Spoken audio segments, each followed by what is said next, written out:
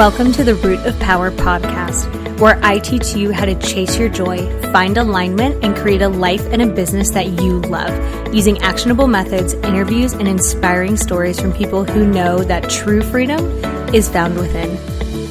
I'm your host, your always hype woman and sometimes ass kicker, Amanda Chills, and I am so proud of you for choosing to step into your power. Come along, we've got dreams to build.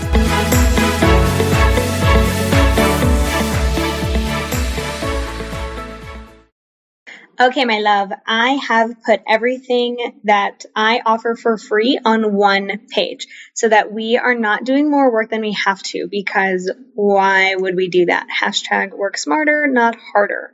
So livemyhappyhealth.com/free. You are going to find everything I've created for not only leveling up in your personal life and building a life that you love, but leveling up in your business life and building a business that you love. Okay? livemyhappyhealth.com/free. Love you. Hello, my darling listener. We have got Laura Valvasori with us, who is a marketing foundation strategist and mentor for entrepreneurs. So she is not only going to help you not lose your mind, she's going to help you get paid, which is the whole point of a business. And I love talking entrepreneurship so much because entrepreneurs are just insane. You have to be, right, to start a business, because if you knew what you were getting into, you wouldn't do it. So Laura is going to help us walk through things to do to make the process less drinking from a fire hose and more sipping coffee on a morning talking to a friend. So hello, Laura, how are you? I'm well, thank you. That's a great analogy. Oh, thank you. Sometimes my brain comes up with really good ones. Although yesterday I was with a client for therapy, and they were like, what should I do about this thing? And I was like, listen, what is going to come out of my brain is very spicy, ghost pepper level. And I was like, let me filter it to jalapeno because I think I'm going to hurt your feelings. So sometimes we're on point. Yeah. And sometimes my brain is like, oh, I'm about to hurt your feelings. So how did you get into walk us through the journey? I always think people's little winding road to where they are now is so fascinating, and it's never linear. And I love for our beautiful listeners to be oh, okay, it is never linear. So it makes sense that mine isn't either. So how did we get here? Absolutely. So I spent most of my career in marketing for professional services firms. So I worked for law firms and accounting firms, and in marketing roles. And I spent about 15 years doing that. And a lot of the time I felt like there was something more for me, and I just didn't quite know what it was. And I have 2 children. And after the birth of my second child, I say children, my daughter just went off to university last weekend, and my son has just started grade 10. So they're much older now, but at that time they were young.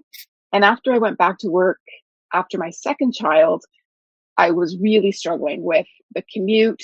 I live in Oakville, Ontario, and I was commuting to downtown Toronto. They were in 2 different daycares. I was excelling. Yeah, it was a lot. And I was excelling in my career in that I was being recognized for my achievements, and I was being groomed for promotions to the next level.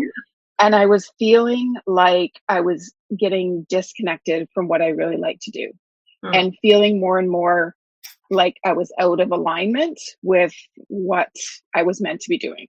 Yes. And it was terrifying because at that time, I didn't know anything other than corporate life. I didn't have any friends that were entrepreneurs. I didn't know this whole world existed. And it was very scary to think of leaving a secure job where I was well recognized and respected to try something different. And at that time, in the role that I was in, I was marketing to private companies. So I was getting to speak with presidents and CEOs of a lot of private companies, and they would learn that I did marketing, and they would say, oh, well, we do marketing. And when they started talking about it, I realized that often they had someone doing it off the side of their desk. Yeah. They just didn't have a skill set. Yeah. You don't actually do marketing, but yeah. Nice. So we're an engineering firm, but Joe over here also does our marketing. So it feels like Joe from engineering is doing marketing. So I started to see that there was a need for someone who could look at the big picture of a company's marketing and help them with the big picture vision, and then actually getting into action to do the things they needed to do. And gap identification. So there was an inkling, and I kept coming back to it, but I was too afraid to make the leap. How long did you have the inkling before you stepped into it? It was probably about a year.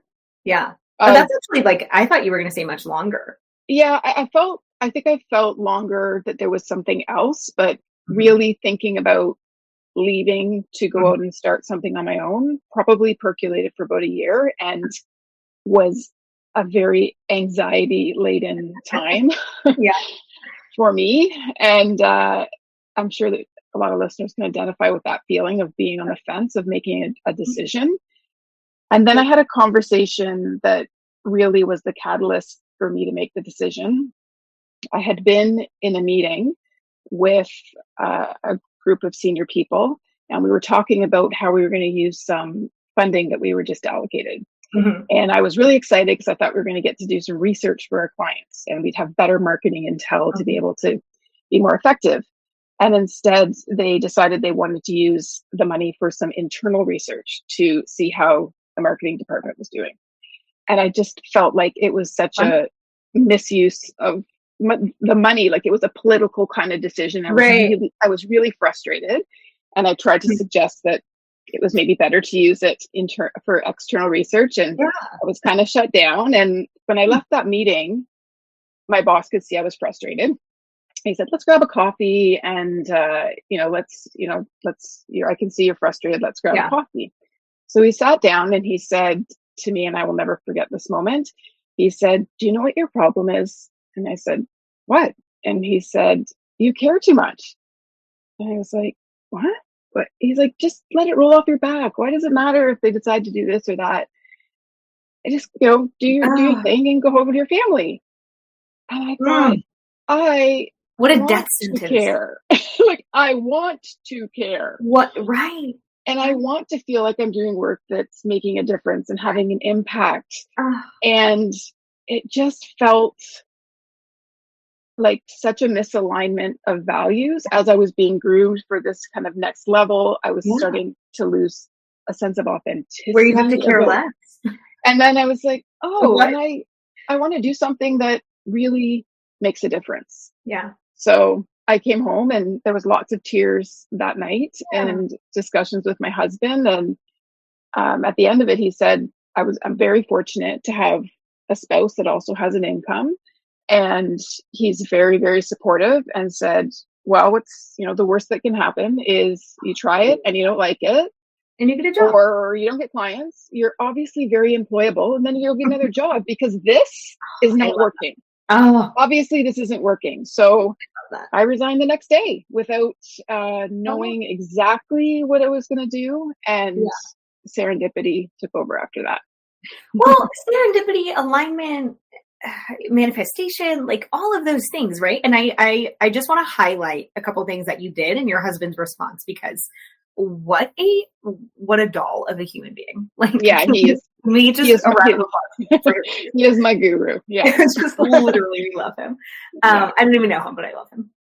So a couple things that you did, right? You were very good at what you did. You started identifying gaps. Like, I think when a lot of people think of starting a business or doing a new product, or what else do I want to do?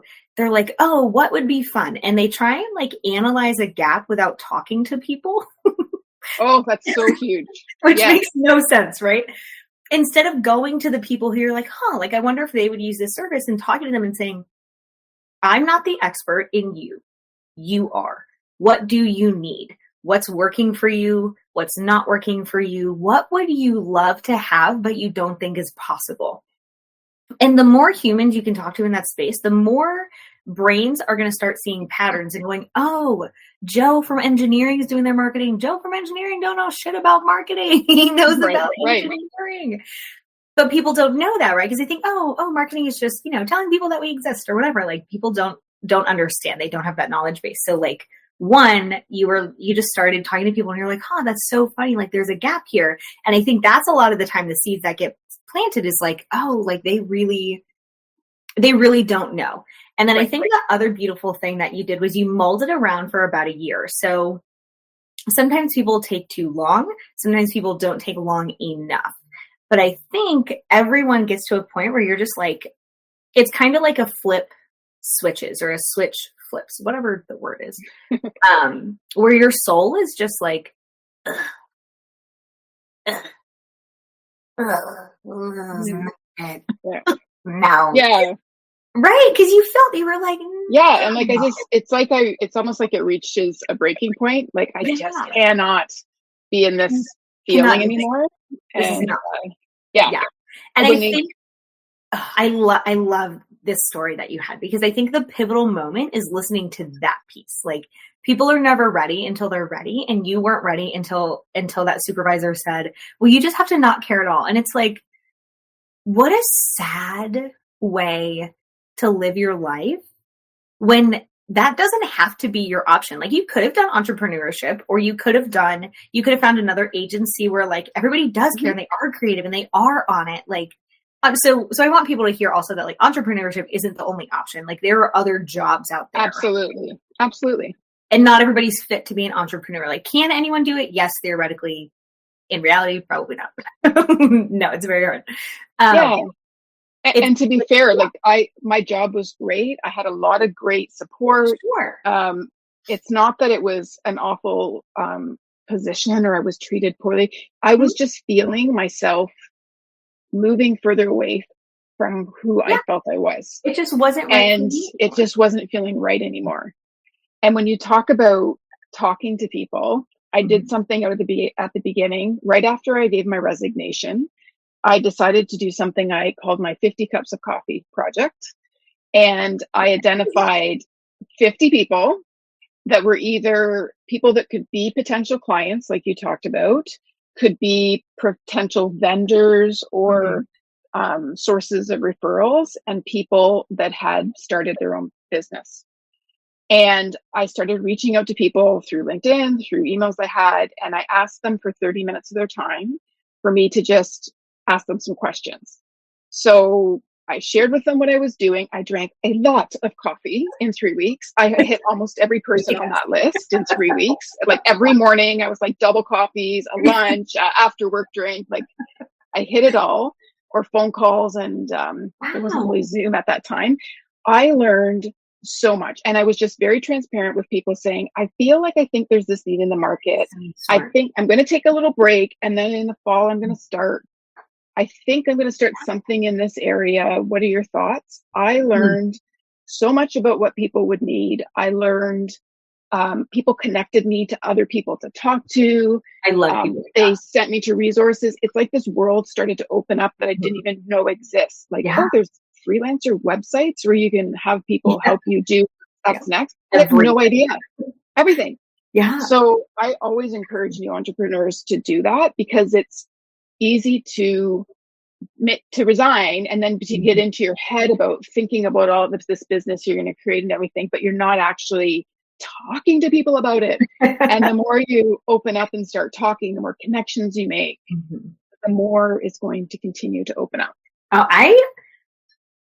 Okay, you just blew my mind a little, and that doesn't happen very often, but like that 50 cups of coffee challenge is brilliant. Now, if I drank 50 cups of coffee in 3 weeks, I think my sister would die. But it is a brilliant thing.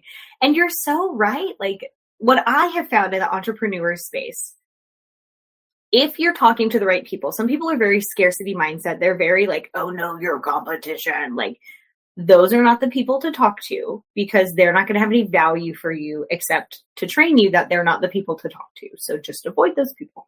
But the people who are like, yeah, come on. Yeah. Like they're very naturally handing you off to other people. So anyone who has like an abundance mindset is going to say, oh my God, yeah, that's so great. Like you should talk to this person and you should talk to this person. And then like, you're right. Your network just grows and grows and grows. And you progressively find people where you're like, oh my God, you're doing amazing things. And they want to help. Like, I think most people really at the end of the day, like they want to help. again, not people who have scarcity mindset. Like they can jump off a cliff as far as I'm concerned, but like metaphorically.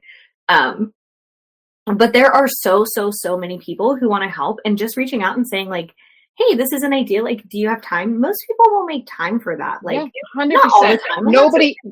Nobody said, not a single person said no to me. Wow. Everyone was open to a conversation, probably a little out of curiosity, like, what is this chick doing? The point you made too about getting around people with the right mindset. The other thing that's important is to start finding your communities of other business owners early on, because as much as your friends and family will want to support you and they love you dearly, if they haven't been through the experience, they don't have, they're not going to understand what you're going through. Right. So finding local networking groups, there's tons of things online. I joined a group early on where I knew that it was going to help support me. It was a networking group for women. I knew it was going to support me in helping find vendors and other people that I could work with. Sure. And at that time, that's what I needed. And also to develop my confidence. And then at some point, I felt like I outgrew that organization and I moved on to another organization and I joined different things. But finding your people and your community early on is so key. Is that one of the frameworks that you use? Maybe two questions. Why does my brain give me two all the time? I don't know, but here we are. So you are an author. I am now an author, yes. Congratulations. I am so jealous. It is precious. It is one of my dreams. So I would love to talk about the frameworks and if community is one of those frameworks. And how did you and your husband adjust to you being an entrepreneur? Is he an entrepreneur as well? No.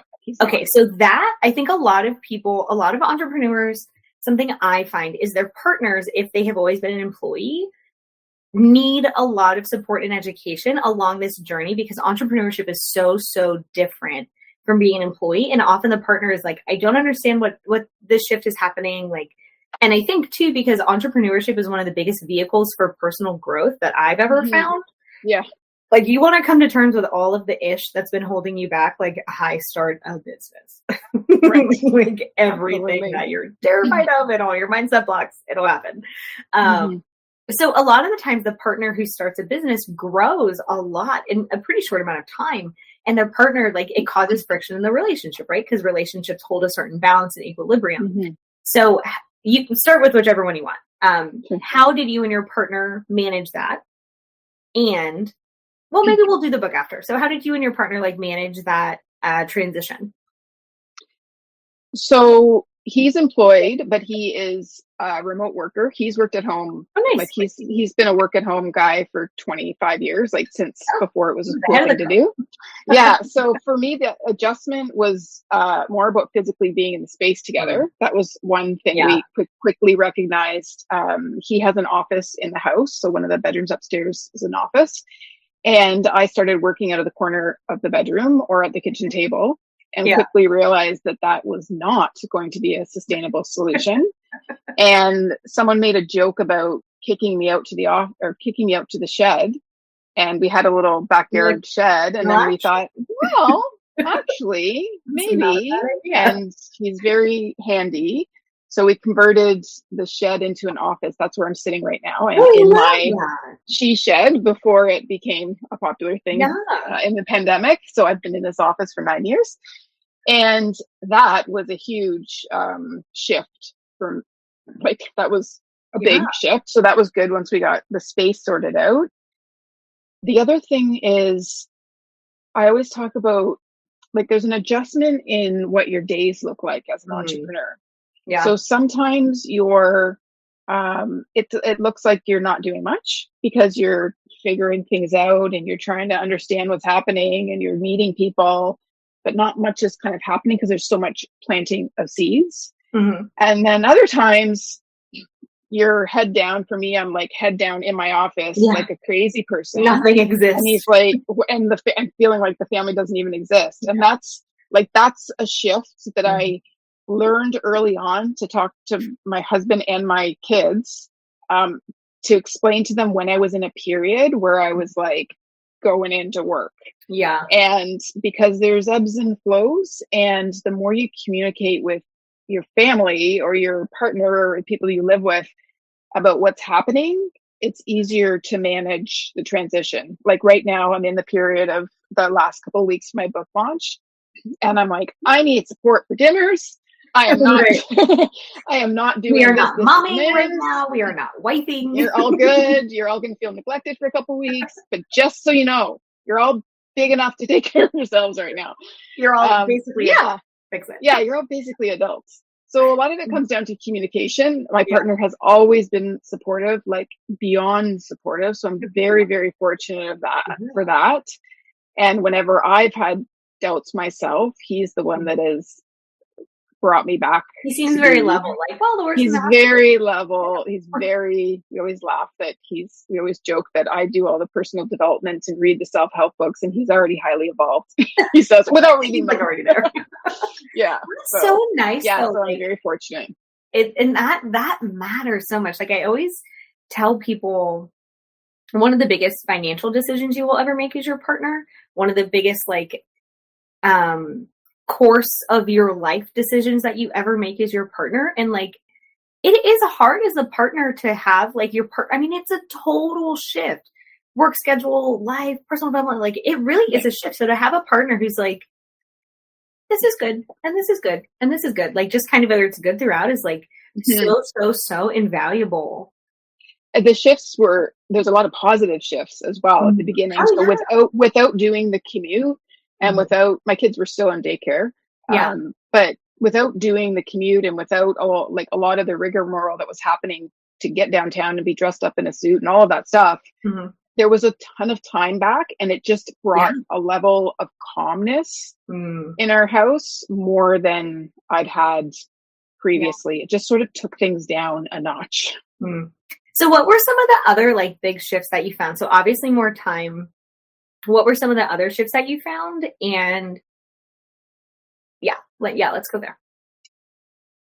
There's shifts around, I don't think I realized this at the time, but knowing what I know now and looking back, there's a really big shift in your self-image that happens when you transition from being an employee to an entrepreneur. And if you spend time intentionally thinking about who you are becoming, it will support you in that transition. So when I say self-image, there's the image that the world sees of you with their five senses. And there's the internal image you have of yourself, of how you see yourself, of how you internally think about yourself. So when you hear your little voice inside saying like, well, I'm just not the kind of person that does X, or I just always da da da. Right. Those are your internal reflections of who you believe that you are. So if you start a business and you're thinking about, well, I know I'm going to have to do some business development. I know I'm going to have to talk to people, but I'm just kind of a shy person. I'm just shy, and I'm not good at reaching out to people. It's going to be very difficult for you to take the action. So if you start thinking about who do I need to show up as to be the owner of this business successfully? I need to feel calm and comfortable reaching out to people that I know that I can help. That's an example of something you can start telling yourself. And the more you can build the self-image, and in the book, I take you through an exercise on how to write what we call a self-image script. So who you are as a business owner, and you write that out every morning and you repeat it to yourself, and you start to it starts to be infused into your subconscious mind and shift your belief in who you are. So instead of being that shy person, you're like, oh, I'm comfortable talking to everyone. The more you say that to yourself, the more you write that to yourself, the more you do little things to take action to demonstrate that to yourself. All of a sudden, one day you're like, oh, I'm cool to reach out to whoever. Like, that's just who I am. Yeah. So there's a lot of beliefs that you have as an employee that can hold you back like that. I'm going to avoid. And as a person, right? Not just necessarily employee mindset, but like, I could never sell something, or like beliefs that you have about selling or about marketing or about your skill set, like things people, again, like if you want to identify every unhelpful thought you've ever had. Start a business. Like, that's how it comes up. So in therapy world, we call that thought and belief challenging. So I call them dirty diaper thoughts. Like if that's the term that I'm currently using. It's like, that's a dirty diaper thought. If I hand you a dirty diaper, you're not going to eat it, right? You're not going to be like, oh my God, this is yes, please hand me this. I would love to eat it. Like, that's not going to happen. You're going to go, this is trash, and we're going to throw it away. And like, we can do that with thoughts. But we do have to replace them, which is the second step to yours. Like, you have to replace the thought to something that is more helpful. Whatever helps you get what you want is actually the more helpful belief. Like, yeah, you may be shy, but that doesn't mean that you can't be good at talking to people. They're not correlated. You can be shy and good at talking to people. You can be an introvert and run a very successful person-centered business. Like, absolutely, I'm an introvert and I'm a therapist. Like, my entire business is person-centered, but I'm an introvert. Like, it can be both. And so, yeah, like developing new thoughts, showing up as if, and eventually you become that person. Like, if you start speaking Spanish, eventually you become somebody who speaks Spanish. Yes, we love. Okay, what else do you got? Yeah, I'm just trying to think. There's so much. Buy the book to find the rest. But yes, what else we got? There's also a big difference in how you're validated. So as an employee, you are given work to do. That's a whole other thing to talk about. You're given work to do, and you're evaluated by titles and paychecks and raises and feedback and all of those things. None of that exists in this new world. It's you and you. So you need to become your own drill sergeant and cheerleader. And the more you can recognize the little wins that you're having, because at the beginning, you're probably it's very likely, a lot of people feel like, I'm doing all this stuff and maybe I'm putting out some social posts, I'm talking, and they're like, it's not happening. It's planting of seeds. The seeds have to be planted for you to develop, for them to, and they need time to gestate, to develop into the business. Right. So it can be easy to feel like you're not getting anywhere. So recognizing the small wins, celebrating yourself for those little things, keeping a little journal of when good things are happening. It's just going to keep your mind focused on the positive side, the good things happening. And energetically, that helps you attract more good things if you keep your mind in the place of openness and appreciation and gratitude. My business mentor that I'm working with right now is like so embodied, so fat. I'm like, oh my God, goals. She does like monthly milestones. So every month she's like, what's your milestones? And it's so like encouraging to look back at the month or the week or the day. Like, people can do it via, whatever timeline they really want, and be like, oh, all this shit happened and it was awesome. Like, cause you forget, I forget by the end of the month. I'm like, I've done nothing this month. And it's like, I onboarded 2 new therapists last month and I'm like, I did nothing. Like, Amanda. Yeah. I just did a similar exercise in the mindset coaching group that I'm a part of. We did a similar exercise of looking back on our summers. So going through your camera roll, going back to like June 1st in your camera roll, and looking at all the things and pulling out a few photos and writing a little reflection. And it's amazing how many things I completely forgot happened. Oh yeah, that happened this summer. And oh yeah, we did that. And oh my goodness, the kids did that. You just forget because life moves on. So, and it was a really beautiful experience to reflect back on those and think, wow, we had an incredible summer. When if someone asked me, I would have been like, yeah, it was good. It, went by. And then I had a completely different perspective on it. So it does make a difference. Yeah. And that really trains the brain. Not confirmation bias. There's a term for it. Like, whatever you look for, you're going to find, right? So if you look for, you're not there yet and other people are there and I'll never hit it and this isn't working, like, you're going to find evidence to fit that. But if you are looking for, I am doing well, this is progress, this seed has started to grow. Like, you don't plant a seed and then dig it up every day and say, grow, mother heifer. Like, that's not what you do. You trust it to grow. So you say, oh, like I watered this seed every day. I really took care of it. Like, your brains look for evidence that we look for. Like that actually is confirmation bias. That's what I think I was going with.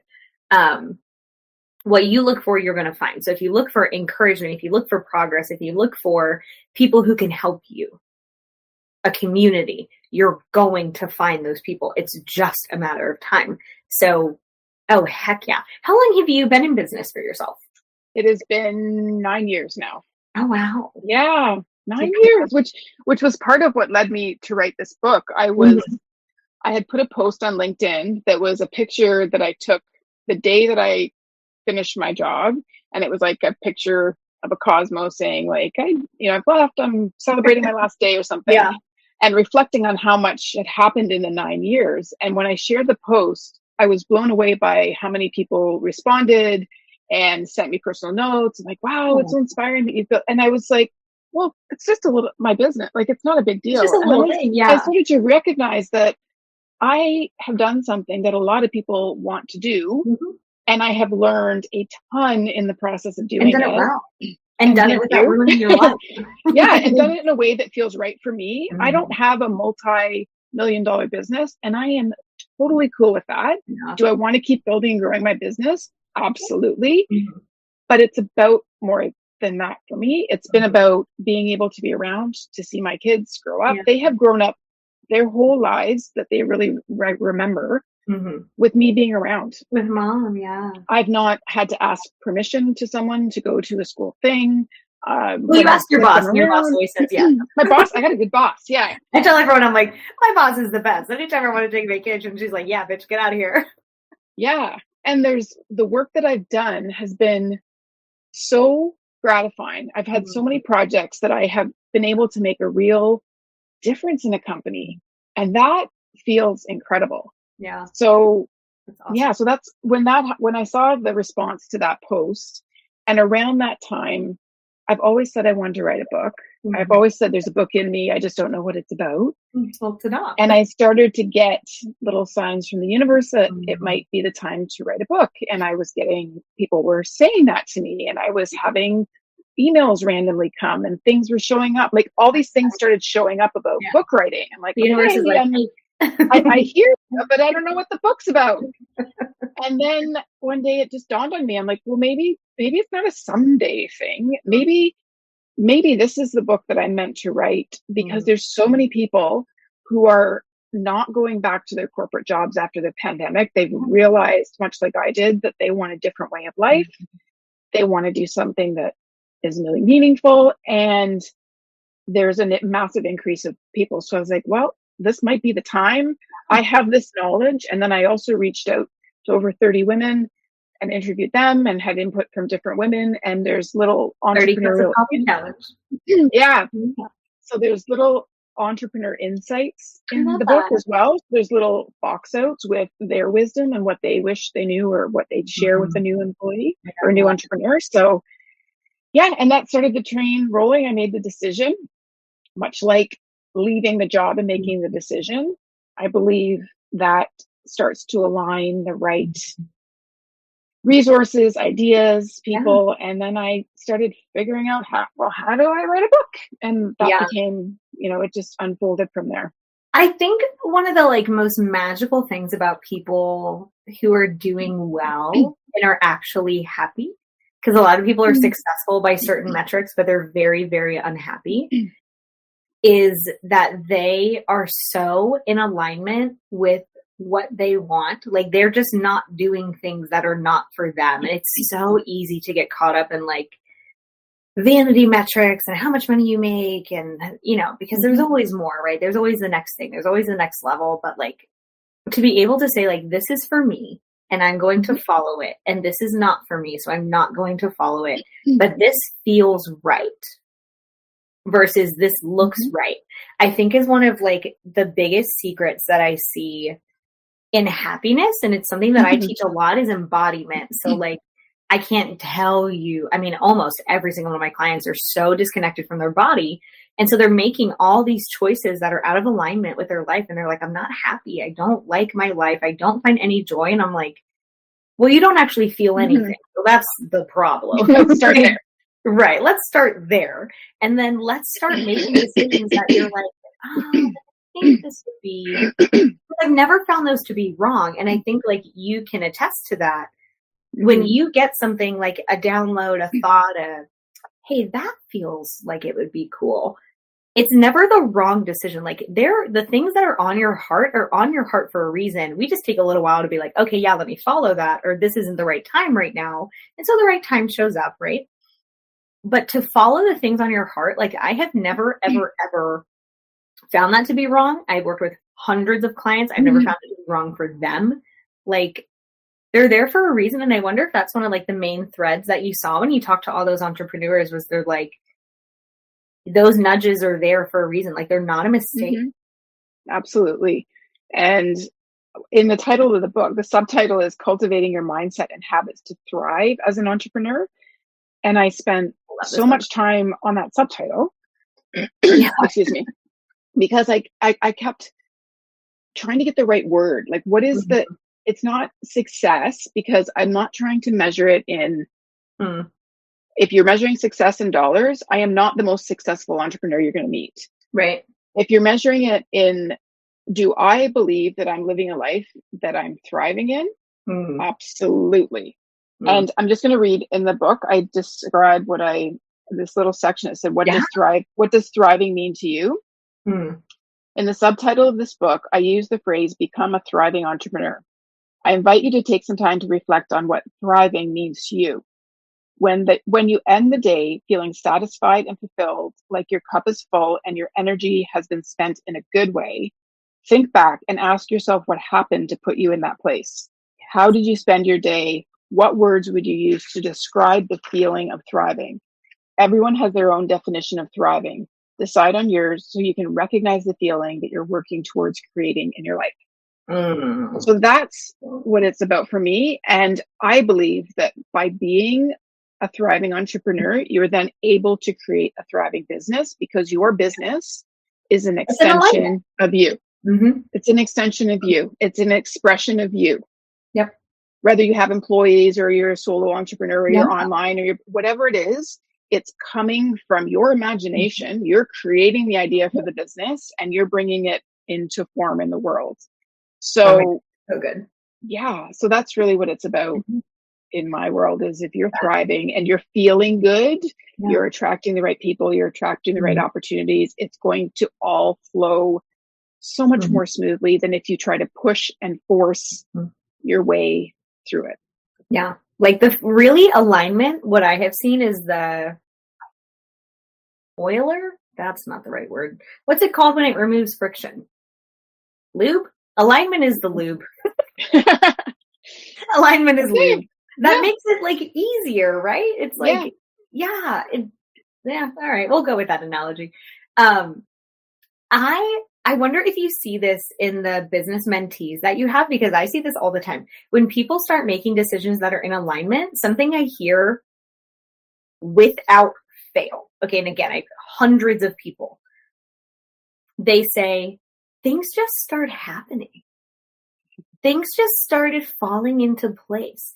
It's really weird. And I'm like, welcome to alignment, bitch. Yeah. This is like, life is about to get so much more fun. And I wonder if you see that too, because I can tell you, like, without fail, I have seen it in every single client who really does the process. Some people quit early. Some people, leave, whatever. Like, they're not going to experience it because there's more work to do. But for people who do the process and they start really being in alignment with their life, things happen for them. Do you see that as well? Well, I've seen that in my own experience over and over again. And at the beginning of my business, in the last couple of years, I've spent a lot of time studying mindset and doing a lot of personal development. And it has changed a lot about me and how I would have never written this book if I hadn't done this work. I would not be speaking to you on a podcast if I hadn't done this work. And you had to do that. So I had to do that to get to this place. And I am a planner. I'm a type A achiever kind of person. I say that I'm a former analytical minded, logical person because it has shifted so much for me. I still use that part of my brain, and that's part of what I work with my clients on, or what a value I bring to my clients. But the way I operate my business, live my life is so different in the way that I allow things to come and I understand the connection between me feeling good and aligned and things just happening. Yeah. When I started, again, looking back, I didn't realize this at the time, but I quit my job, and then I decided I was going to take off the summer, and I was going to enjoy the summer. And then like in September, I was going to start my business. Yeah. And because it was like end of April when I left. Well, and your kids would have been out of school for the summer. Do you guys have I'm like, the kids are out, and I'm going to enjoy this summer, and then I'm going to hunker down. I'm going to kind of start planning a little and thinking about what I'm going to do. But and at that time I was quite exhausted, burnt out. Sure. I was like, I just need to reset, recharge. And that's going to be my focus for a couple months, enjoy my kids, and then I'll start. Mm-hmm.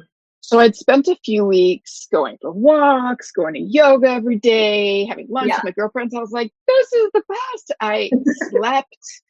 I was just recharging my battery. And I was walking. I was like, oh, I feel so good. I haven't felt this good in years. And I got a phone call from a former partner at the accounting firm I used to work at. And he said, I'm working with a client and they need help with marketing, and I think you'd be a great fit. And I said, I am not a business at the moment. I'm not ready. And they're in the steel construction industry. Cool. I'm like, what do I know about steel construction? I'm not a business. I don't know. So after some convincing, he said, just have lunch with them. Just have lunch with them. So I'm like, okay. So 1 cup of coffee. I got out. Yeah. So I went to the lunch, and I decided I was just going to be open and transparent about where I was at. And I shared what I'd done. I shared what I was thinking there was a need in the market for, and what I was planning on doing. And we just had this really great connection in the lunch. And at the end, he said, well, you have to start somewhere, so it might as well be with us. Why don't you send us a proposal? I love that. And I thought, okay. And I was like, oh, okay. So then I went home and I was like, a proposal? I wrote a proposal. I'm not a business. I need a business name. I probably need to register something. I'm going to have to figure out how much to charge them, how to take money, like everything just happened at once. So I then started putting together a proposal and coming up with and moving through the pieces. Yeah. And I took on that project, and that client is still my client to this day. That's amazing. And they are incredible. And I've done very transformative work with them. Some of the most gratifying work that I've done in my career. And that opportunity snowballed into a whole other world of opportunities through referrals and related companies. Right? And it just happened in that way because, and looking back, here's what I understand now. I was open to receiving. I was in this really good place. Thank you for going there. I was just feeling good and focused on the possibility ahead. And it came. And it happened. And I couldn't have planned that. I wouldn't have never thought, okay, my first focus is going to be to reach out to steel construction companies in the Hamilton area. Right. And it just happened. And and so many times when I look back, I can now understand things coming when I was feeling the best and I was the most open. And how easy it was. And other times when I pushed and how much that burnt me out. So I work very differently than I used to in that, except last night I broke my own rule. I have to be honest about that. When I'm sitting down to do something, I'm very intentional about what I'm doing. And if I feel myself starting to get tense or like drained, I used to push through and I used to just be like, no, but I said I was going to do that thing by the end of the day. Now I back off and I will go for a walk around the block and come back and do it or grab coffee or do something. Sounds like I drink a lot of coffee, but I don't actually. But last night I'm in the throes of this book launch and I was like, sometimes that's the reason. And there's times that happen, but I feel it in my body. You don't want to always be there. Yeah. And then it causes like a constriction when I push too much like that. And I know that's not opening me up. So I did put myself to bed early last night and got up this morning and did my mindset work and journaled and did all this stuff to get myself ready to speak to you today. So we're back. You were so, I could talk to you for so long. You were so good. So again, I want to highlight a couple of things that you did. One, you just said yes before you were ready, right? Had you waited until you felt quote unquote ready, you would not have a business. Absolutely. You would have talked yourself out of it. Well, I need this thing. And especially like marketing brains, right? Well, I need this and I need this and I need this and it's not perfect. And like you would do nothing. So one of the hugest secrets, and there's a couple that you mentioned that are so fire. Start before you're ready. Take the freaking opportunity. Like take someone who's willing to take a chance on you. Like what a gift they gave you to say, well, hugest gift. I'm the most grateful. Yes. What a gift. Like what a gift to find someone who's also brave. And it's like, what's the worst thing that happens? We pay you and you suck. Like, okay, that's, you don't, so that's good. So you start before you're ready. You align your energetics, right? Like you're so right. When you are in a space where you're feeling good, you are expanded. There's a reason that tension and pushing and being so masculine like feels restrictive and constrictive because it is, but you can't receive if you're curled in a ball or your energy is curled in a ball. And it's like, we can't do this. Like it automatically blocks you from opportunities. So you committed to being in your expansive. And I'm like, I always think, if something feels like eating sand, I'm like, I'm not doing it. I don't care how much money it will make me. I don't care how many people tell me it's the right decision. Like if it feels like a mouthful of sand, hard pass. I'm not doing it. Or if it feels like oysters, like I'm not doing it. If it feels like eating oysters, it's a hard pass. But if it feels like eating, like a big juicy steak, like, oh my God, yes, please let me do those things. And those are always the right things, right? Because their bodies never lie. They never lie. They're never wrong. Like it either feels like oysters or it feels like steak. One of the tricky things though, in the early stages is knowing when it's fear that's holding you back from something, or it's your intuition telling you it's not right.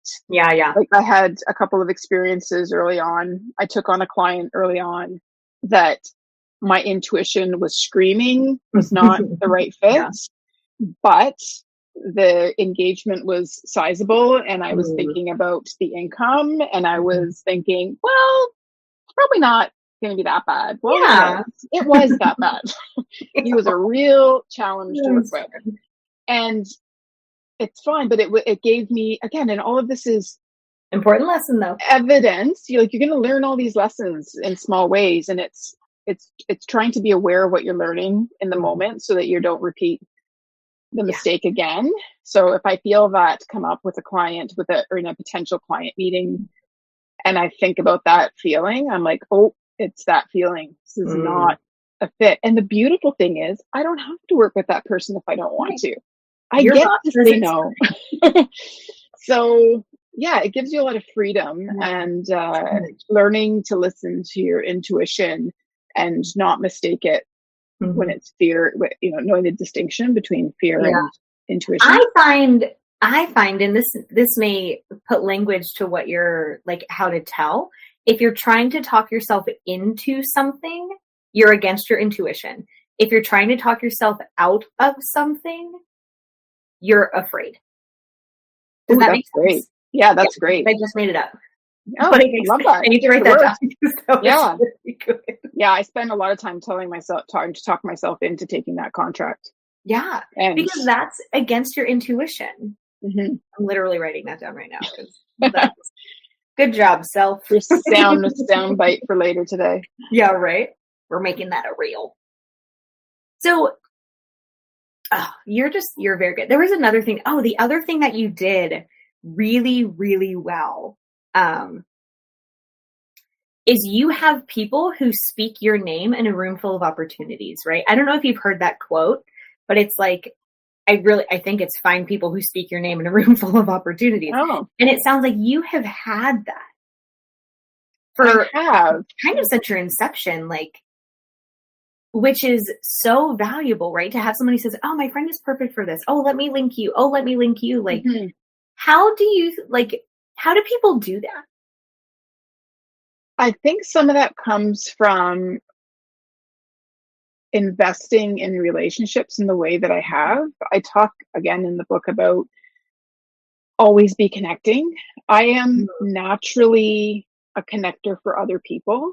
Whenever I meet someone new, as I'm talking to them, in the back of my mind, I'm always thinking about, like, who could I connect them to? Not in a way that I'm trying to get something. I was just on a networking event yesterday, and there was a health coach that's focused on women over 40. And as she was talking about her business, I was like, oh, she needs to meet this other friend of mine who's got this clean skincare line. They are so aligned. These two will totally hit it off, and their businesses have synergy. So I sent off a quick email. I do that kind of stuff all the time, not because I'm expecting something to come back to me from that. It just feels natural. It feels good to me to help. It gives me a little lift. And I know that will come back to me in some way down the road from some other person will think of me.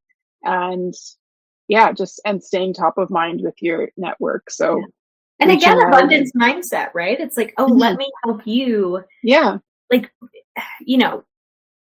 physics, right, says like essentially what goes around comes around. Like, energy is not created or destroyed, right? So if you're putting out, hey, link, let me help, right? And then like that comes back. And I have found that it comes back tenfold. So if you're putting misery and gossip and complaining and like whatever, like, oh, guess what your life is going to look like? I can tell you. And if you're putting abundance and connection and joy, like, guess what your life is going to look like, right? And it's so easy to tell like someone's life by what they talk about and who they're connected to. And it's just, you are so good. Where do you find this book? Because I would like to. So the book is available on Amazon. It's called Good to Grow, Cultivate Your Mindset and Habits to Thrive as an Entrepreneur. It is currently available as a pre-order, and the full release for the paperback is available on September 20th. That's the official launch day.